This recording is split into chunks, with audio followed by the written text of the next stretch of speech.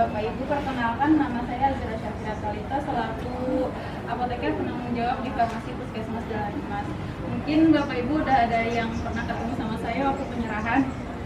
Nah, di sini saya mau ngasih sedikit edukasi ya atau penyuluhan tentang antimikroba atau antibiotik, yaitu judulnya lawan resistensi antimikroba ABC 4E. Nah, sebelumnya Bapak Ibu sudah ada yang pernah mendengar antimikroba atau antibiotik? Ya, udah pernah menggunakan? Udah sampai habis atau enggak? Sampai habis, alhamdulillah.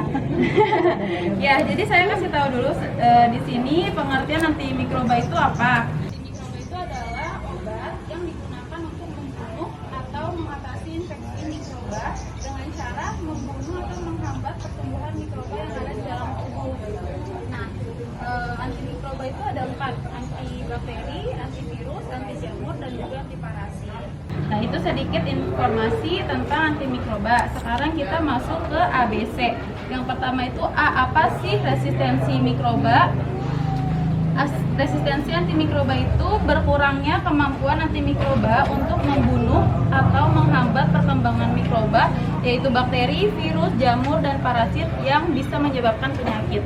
Atau biasa kita lebih gampangnya buat ingat itu resistensi adalah kebal ya. Jadi kekebalan si bakteri di dalam tubuh terhadap antimikroba yang diberikan. Jadi ibarat kata bakterinya tuh kalau dikasih antimikroba yang harusnya dia mati, ini dia malah berteman. Jadi dia lebih kuat di dalam tubuh. Jadi kita jadi lebih susah buat sembuh. Gitu ya. Nah, kemudian yang B, apa sih bahaya resistensi antimikroba? Penyakit yang disebabkan karena mikroba yang resisten akan memicu penggunaan antimikroba dengan dosis yang lebih tinggi atau membutuhkan antimikroba baru, sehingga sangat mempengaruhi biaya yang dikeluarkan dan berdampak pada kualitas kesehatan. Maksudnya gimana? Jadi misal Bapak Ibu ada yang terkena infeksi terus dapat antimikroba, sementara Bapak Ibu udah kena resisten antibiotik A.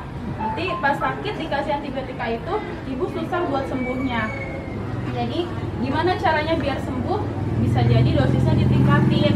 Harusnya cuma 2 kali sehari jadi 3 kali sehari. Harusnya yang 100 mg doang jadi naik jadi 200 mg. Atau bisa juga yang tadinya cuma yang bisa disembuhin pakai 1 antibiotik, ini harus 2 atau bahkan 3 kayak gitu. Itu bahayanya. Kemudian yang ketiga itu C, cara mikroba menjadi resisten.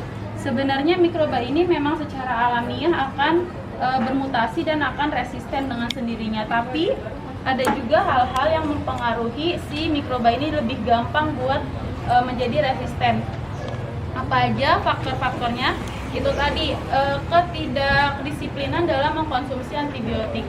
Seperti beli antibiotik sendiri nih ke apotik, karena sebelumnya sakit demam ini dikasih antibiotik sembuh kok, besok-besok demam lagi langsung antibiotik.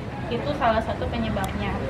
Atau dapat antibiotik 3 kali sehari untuk 5 hari, pas hari ketiga udah nggak diminum.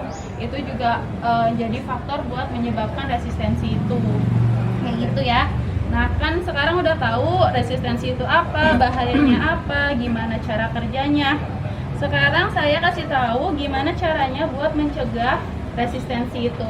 Dengan cara lawan resistensi antimikroba dengan 4T. Apa 4T itu? T yang pertama, tidak membeli antimikroba tanpa resep dokter. Kayak yang tadi saya bilang, sebenarnya ini contoh antibiotik. Ini udah ada sebenarnya harus dengan resep dokter. Jadi kalau ibu beli ini tanpa resep dokter sebenarnya itu udah salah. Ya. Kalau misalnya dapat dari tetangga, kemarin anak saya sakit batuk pilek pakai amoxicillin sembuh, ibu beli sendiri, itu jangan ya. Jadi harus berobat dulu ke dokter. Jadi dokter yang tahu ibu harus dapat antibiotik apa kalau memang diperlukan. Gitu.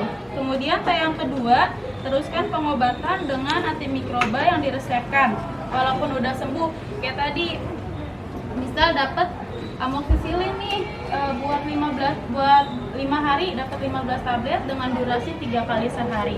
Harus diminumin selama 5 hari. Jangan di tengah-tengah ngerasa udah sehat, udah nggak ada penyakitnya, nggak diminum, bener. Nah, nanti pas ibu sakit lagi, dapat obat yang sama, itu malah makin susah buat sembuh, karena si bakterinya itu udah kebal. Iya, kayak gitu. Nah, betul. Kayak gitu ya, itu T yang kedua. Kemudian T yang ketiga, tidak membuang antimikroba rusak atau sisa. Sebenarnya mah kalau antibiotik ini nggak boleh sisa ya, karena kan harus dihabisin. Jadi jangan membuang antimikroba yang rusak atau kadaluarsa. Karena apa? Karena takutnya kalau dibuang nih nanti ada pihak yang tidak bertanggung jawab, kadaluarsanya dihapus, diganti sama yang baru, terus dijual lagi.